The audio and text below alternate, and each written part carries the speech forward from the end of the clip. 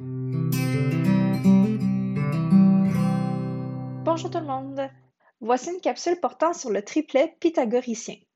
Commençons tout d'abord en observant la définition du triplet pythagoricien. Un triplet pythagoricien, c'est un triplet de nombres, donc trois nombres naturels qui respectent la relation de Pythagore.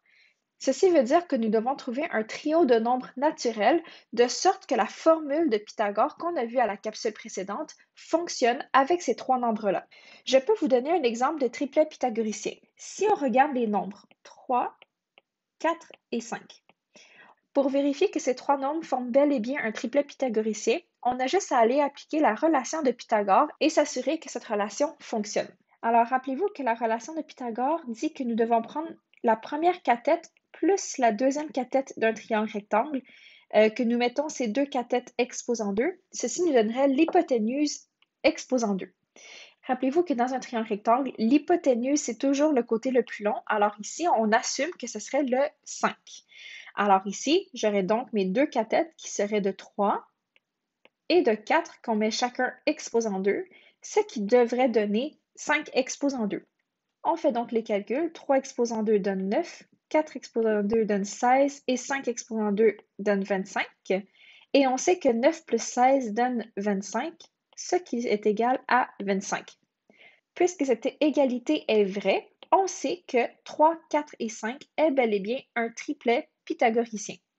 Donc, une fois qu'on a trouvé un triplet pythagoricien, on sait qu'un triangle rectangle remarquable est un triangle rectangle qui est formé par un triplet pythagoricien. Donc, ça serait par exemple si je dessinais un triangle rectangle juste ici et que les mesures de ce triangle rectangle seraient de 3, 4 et 5. Allons maintenant voir deux types d'exemples avec lesquels on peut travailler lorsqu'on parle de triplet pythagoricien. Le premier exemple, on nous demande est-ce que 8, 17 et 18 forment un triplet pythagoricien? Dans d'autres mots, on est en train de se demander est-ce que ce triplet de nombres-là serait capable de former un triangle rectangle? Afin de bien visualiser la situation, on peut simuler un triangle rectangle ici en indiquant les mesures que nous aurions, si c'était le cas, et on va vérifier avec la relation de Pythagore si ce trio-là va respecter la relation. Alors, la relation de Pythagore dit que on prend la cathète à la 2 plus la cathète à la 2 qui donne l'hypoténuse à la 2, et on irait remplacer avec les informations de notre triplet. Alors, la première cathète serait 8 à la 2, deuxième cathète 17 qu'on met exposant 2 et l'hypoténuse serait 18. Et lorsqu'on veut aller vérifier si une égalité est vraie, on met un point d'interrogation au-dessus de l'égalité. Parce qu'on se demande, est-ce que c'est vrai que 8 à la 2 plus 17 à la 2 est égal à 18 à la 2? On n'est pas sûr, c'est une hypothèse que nous posons. On est maintenant rendu à faire les calculs. Alors 8 exposant 2 donne 64, 17 à la 2 donne 289 et on veut savoir si cela est égal à 18 à la 2 qui donne 324. On fait l'addition à gauche de l'égalité. Nous obtenons 353 qui est égal à 324. Est-ce que 353 est égal à 324? Non. Alors, on assume que l'égalité est fausse. Quand c'est faux, on met une barre oblique à travers l'égalité. Et donc, notre réponse ici, c'est que non, 8, 17, 18 ne forment pas un triplet pythagoricien puisque la relation de Pythagore n'a pas été respectée.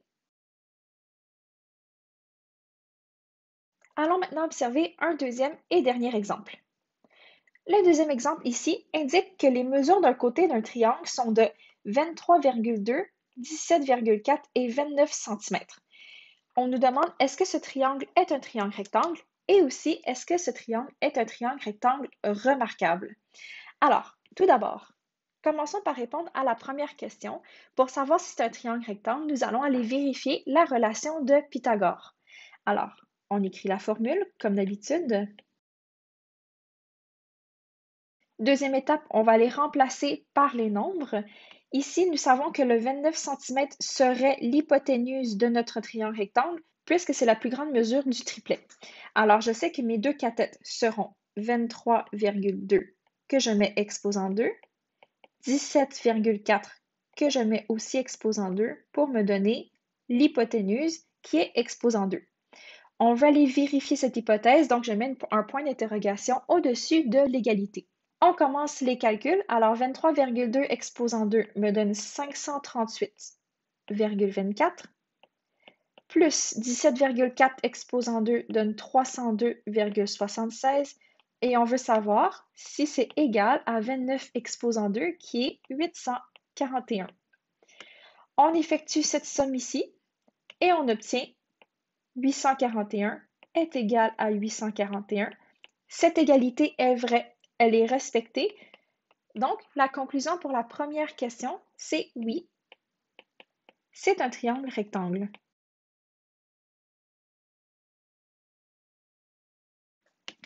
Ensuite, la deuxième question, on nous demande est-ce que c'est un triangle rectangle remarquable?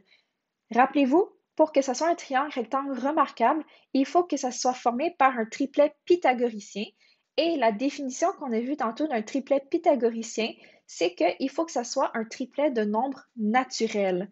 Ici, nous avons bel et bien un triangle rectangle. Par contre, ici, les côtés ne sont pas formés par des nombres naturels, ce sont des nombres décimaux. Ainsi, la réponse à la deuxième question, c'est que le triangle rectangle n'est pas un triangle rectangle remarquable.